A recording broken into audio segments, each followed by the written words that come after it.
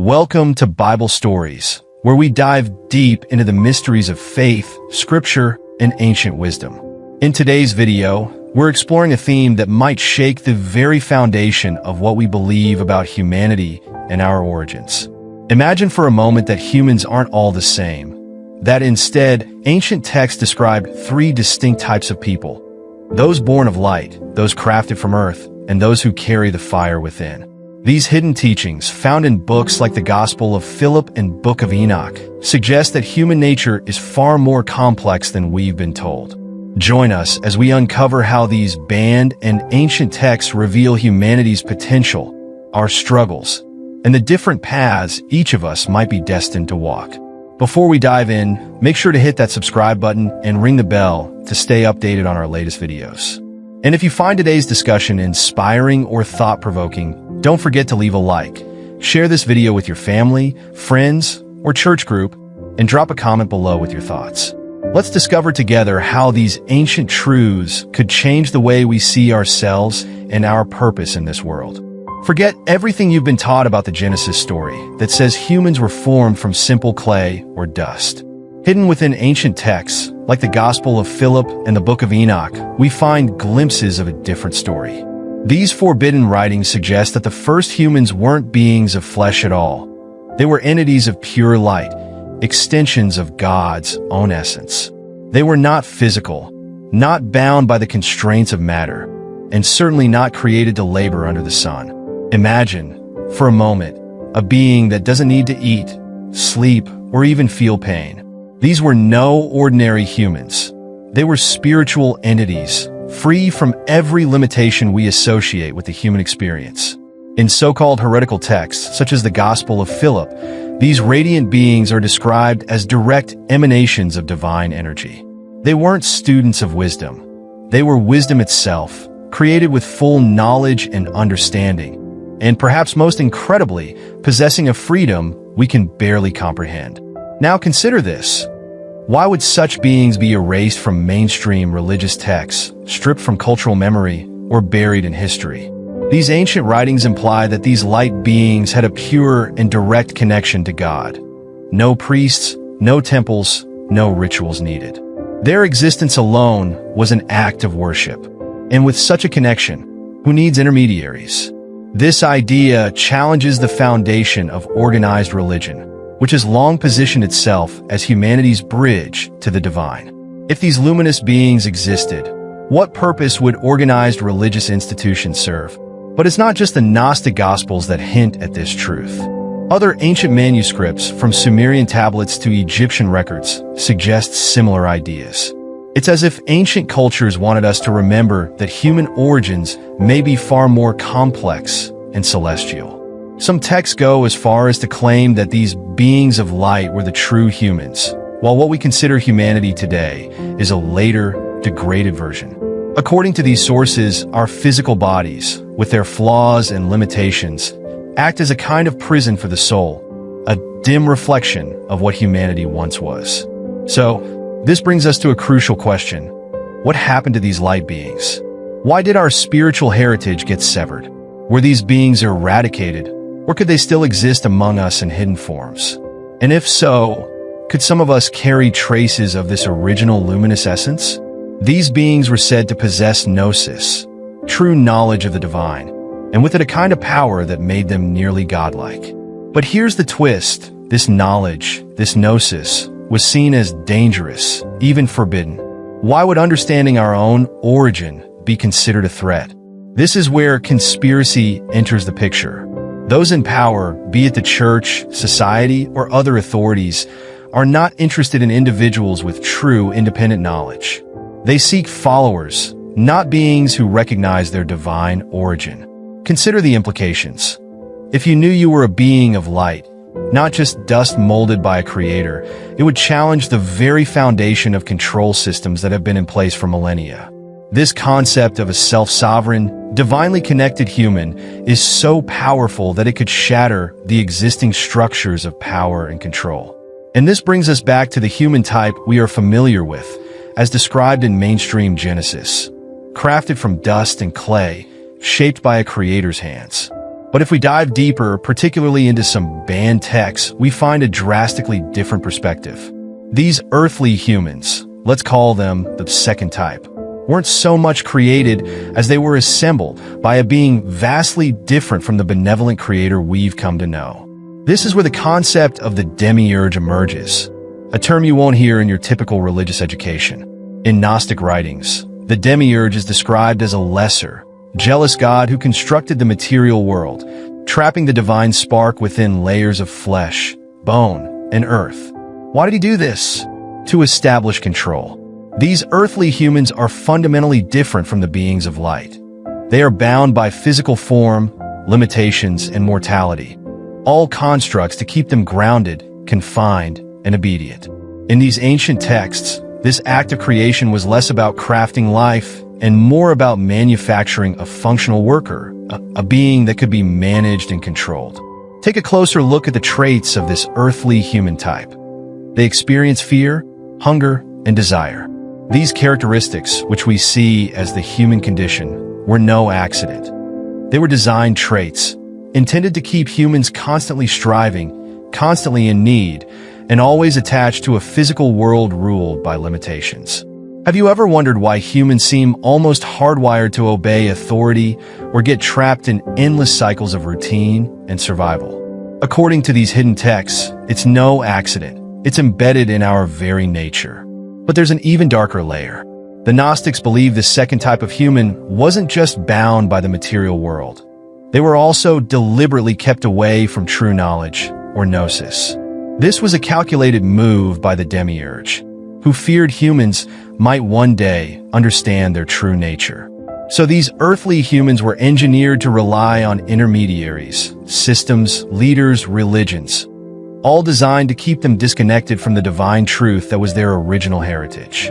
Imagine a world where people simply accepted what they were told without questioning, without realizing they were designed to live lives of obedience.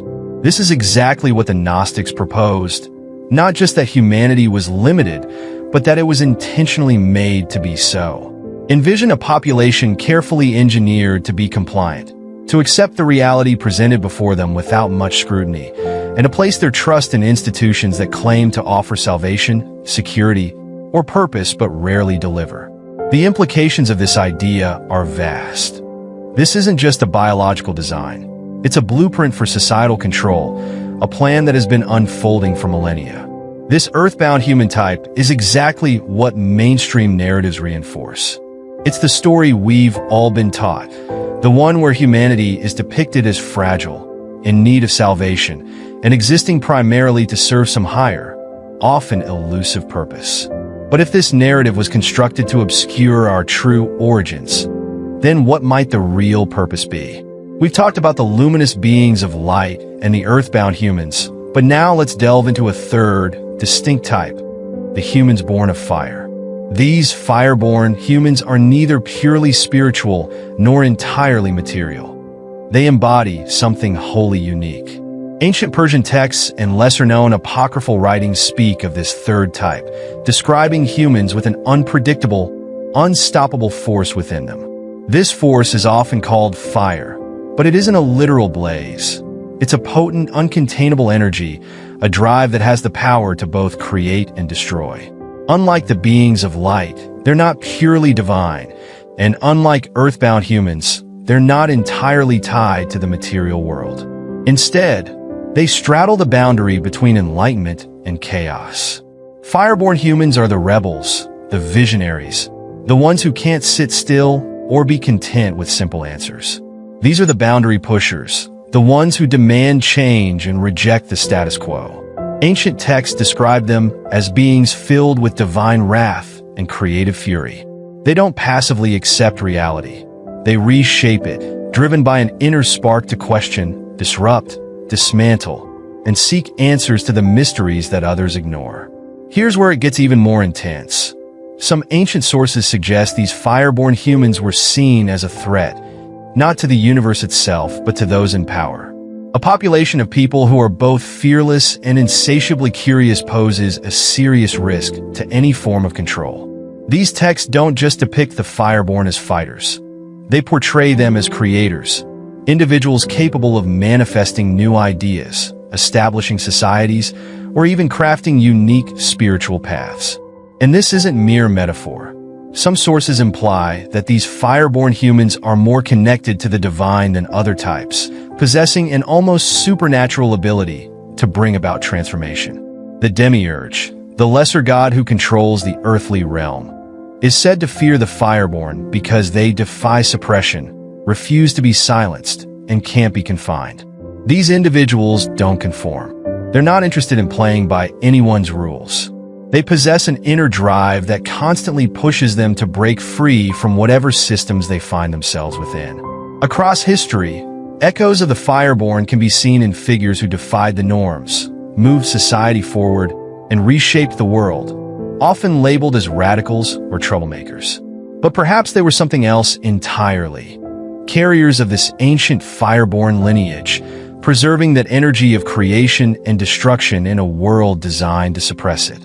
We've all heard the saying, history is written by the victors. But when it comes to ancient texts that discuss human origins and purpose, it seems history was rewritten, buried, or erased by those who had something to lose.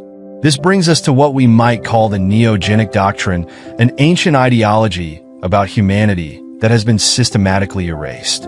This doctrine divides humanity into three types: beings of light, beings of earth, and beings of fire.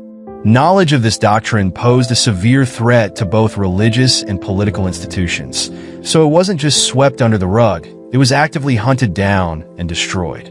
Why? Because the Neogenic doctrine paints a vision of humanity that is far from simple or uniform, and definitely not compliant. The idea that humans are born with distinct qualities, that some carry an innate divine essence while others are crafted for control, would dismantle everything established by the systems of power. It challenges the concept that everyone should conform to the same mold, follow the same path, or adhere to the same beliefs. Instead, the doctrine suggests a world where humanity is richly diverse, with different people holding different potentials. Some purely spiritual, some earthly, and others with a burning force for transformation. This type of message doesn't fit with systems built on conformity and control. Let's examine how the ancient powers operated. Texts containing neogenic ideas, describing humanity as multidimensional, were deemed heretical and systematically destroyed. The Nag Hammadi Library, the Dead Sea Scrolls. These are only the fragments that narrowly escaped obliteration. Imagine how much knowledge has been lost, how many revolutionary ideas were purged simply because they didn't fit the narrative of a uniform, obedient humanity. It wasn't only religious authorities who sought to erase these ideas. Political rulers also recognized the danger of a population that understood its own complexity. A society aware of its members' unique spiritual and intellectual capacities would naturally question, demand, and resist. A society aware of its diverse origins and potential doesn't accept control so easily. The Neogenic doctrine makes it clear. Some humans were always meant to question, to probe deeper, to resist.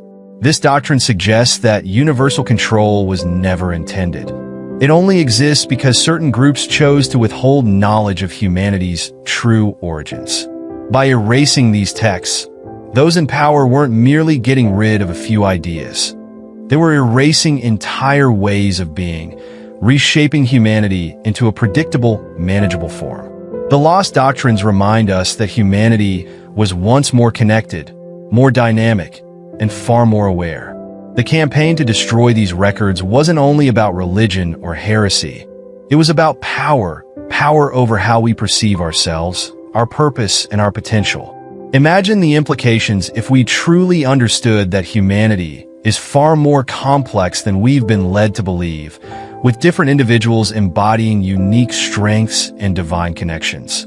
This is a concept that shakes the foundations of everything we've been taught, revealing a depth and richness to human existence that could transform the entire world. The foundation of what we think we know about our world may not be as benevolent as we believe. The demiurge isn't some loving creator watching over humanity's well-being. In ancient Gnostic teachings, the demiurge is depicted as the architect of the physical realm. But this realm wasn't created out of love, wisdom, or any desire to uplift humanity. Rather, the demiurge resembles a jailer, a being who has constructed a material prison, meant to keep us ensnared, distracted, and utterly oblivious to the deeper truths that lie beyond this reality.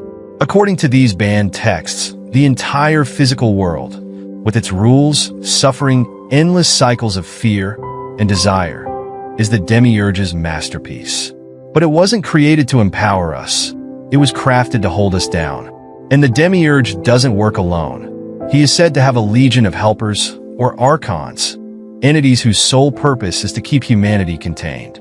These archons act as enforcers, preventing us from looking beyond the surface reality, discouraging us from discovering the truth of our origins and our potential. Consider how this concept manifests in the day-to-day struggles of life.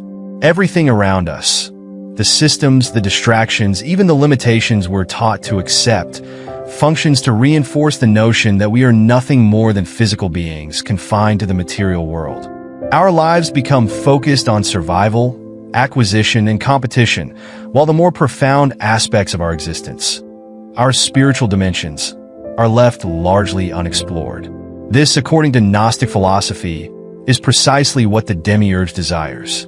His power lies in crafting a reality that is so captivating, so demanding of our attention, that we rarely stop to question it. This illusion of reality is a carefully woven web, designed to keep us fixated on the external world and prevent us from looking inward.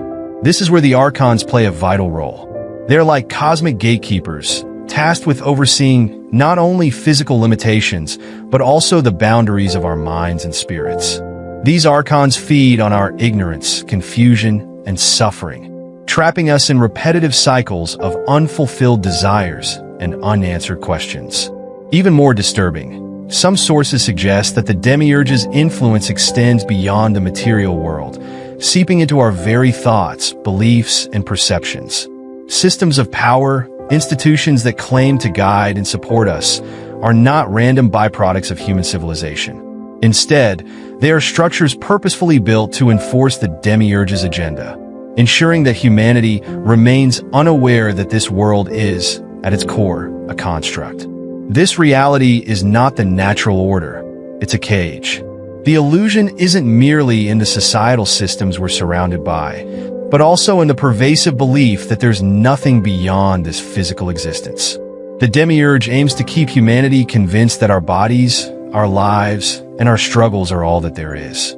By maintaining this ignorance, he ensures that we remain dependent, limited, and endlessly seeking fulfillment in a world designed to keep that fulfillment out of reach. If the demiurge's goal is control through illusion, then recognizing this truth would be the first step toward liberation. It raises profound questions. What would happen if humanity collectively realized that everything we experience, everything we're told to value, might be part of an immense cosmic deception? Imagine a game rigged from the beginning, with humanity kept in check by a creator who is not benevolent but self-serving, and a world intentionally crafted to keep us in the dark.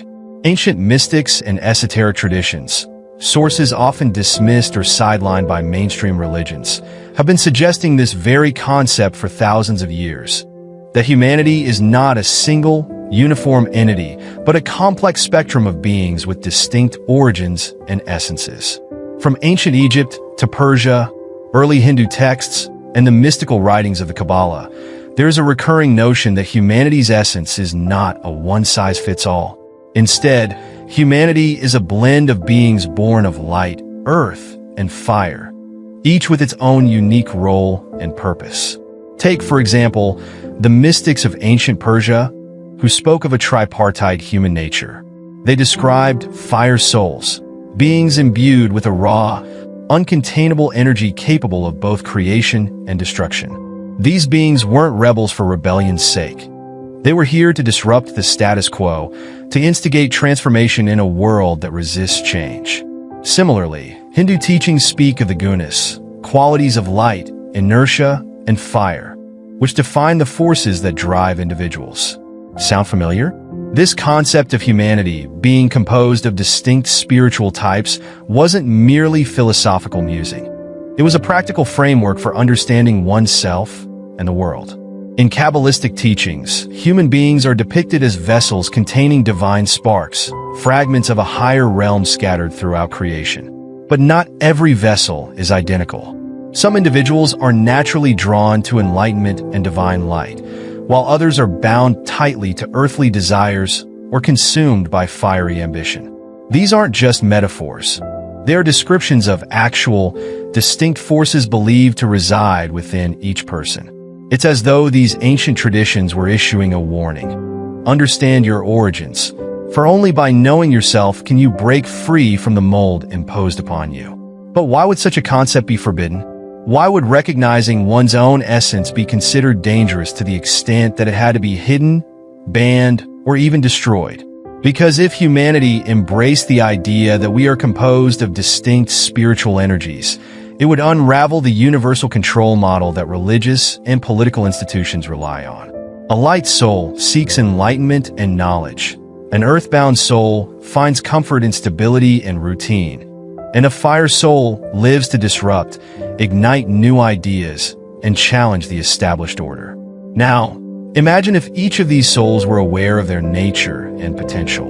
What kind of world would we live in? The very idea that humanity contains a spectrum of spiritual energies challenges the idea of a uniform, obedient society. Ancient powers understood this. They recognized that a society conscious of its own diversity of origins, aware that each individual holds unique strengths and capacities, would question authority, push back against restrictive systems, and refuse to conform easily. The Neogenic doctrine, a concept describing the three types of beings as light, earth, and fire, makes it clear, not all humans were meant to fit into the same mold or be subject to the same rules. The drive to eradicate this doctrine wasn't simply about religious orthodoxy or eliminating heresy. It was about preserving power by controlling how we see ourselves, our purpose, and our potential. By destroying these texts and suppressing this knowledge, those in power weren't merely erasing a few ideas. They were attempting to erase entire ways of being. They sought to reshape humanity into something predictable, manageable, and disconnected from the profound, diverse potential that lies within. Lost doctrines tell us that humanity was once more connected, more dynamic, and far more aware of itself than we are today. The campaign to destroy these records was not only about theological disputes. It was a struggle for power, for control over humanity's understanding of its own nature. If humanity knew, truly knew, that it was not a uniform creation, but a tapestry woven from light, earth, and fire, it would alter the course of history, upend societal structures, and challenge the systems of control that have held sway for thousands of years. This knowledge, this profound awareness of humanity's complex and divine essence, could transform everything, igniting a world where each individual recognizes their unique role and potential. Imagine what would happen if the knowledge carefully guarded by mystics, passed down through hidden teachings, was made public. This understanding of humanity's true nature posed a profound threat to every system designed to see humanity as a single, controllable entity. The ancient Egyptian priests, the Sufi mystics, the medieval European alchemists, they didn't encase their wisdom in scrolls, symbols, and secrets just for the thrill of it. They were aware they were safeguarding knowledge that, if widely known, could destabilize entire structures built on the idea of a predictable and unified humanity. The very existence of these teachings in esoteric traditions suggests that those who truly understood humanity's diverse potential and inner nature were forced to operate in secrecy. They became custodians of forbidden wisdom, protectors of truths they couldn't share openly without risking severe repercussions. And if their knowledge holds even a fraction of the truth these ancient writings claim, then what they concealed was far more than spiritual insight. It was a map to human potential, a guide for individuals to realize who they are beyond societal constraints. This wisdom didn't vanish. It endured, hidden within symbols, encoded texts, and whispered teachings, passed down to those willing to listen, waiting to be rediscovered. If the mystics were right, then this lost understanding may hold the key to breaking out of a cycle that humanity has been trapped in for thousands of years. Systems of power may have buried this knowledge, but they never completely erased it. So here we are, looking at beings of light, earthbound humans, and fireborn rebels, and how these ancient texts provide a framework for understanding the full spectrum of human potential. The fact that this knowledge was forbidden, hidden, demonized, and actively destroyed is incredibly telling. It mattered. It mattered enough to hide, to destroy, and it still matters today, challenging us to rethink everything we believe about ourselves. If we entertain the idea that humanity is a blend of different types with diverse origins, we're not merely revisiting an ancient theory. We're opening ourselves to a revolutionary way of understanding our own identity. Consider the implications. Each of these types, light, earth, and fire, represents a unique potential, a drive, a calling. Some of us are naturally drawn to knowledge, to spirituality, to the mysteries of existence. Others find fulfillment in grounding themselves in the tangible, embracing the here and now. Then there are those among us who feel an unstoppable urge to transform the world, to create, to disrupt. These aren't just personality quirks. They are deep, ancient archetypes woven into our DNA, embedded within our souls. Recognizing and embracing this truth means breaking out of the restrictive mold society has imposed upon us. We are freeing ourselves from systems designed to confine, control, and restrict. These banned texts were warning us all along. They weren't just imparting abstract, metaphysical ideas. They were urgently calling us to remember who we are and what we are capable of. But somewhere along the way, we stopped listening. The potential of these three origins isn't just a lens to explain our past. It's a key to unlocking our future. Imagine if humanity understood itself on this level. If we each recognized which ancient origin we connected to. If we respected, embraced, and worked with these differences rather than trying to fit everyone into the same mold, the society we could create would be unlike anything we've known. A world where people live authentically. Not because they're following a script, but because they're in tune with their true essence. Is the vision these hidden teachings invite us to imagine.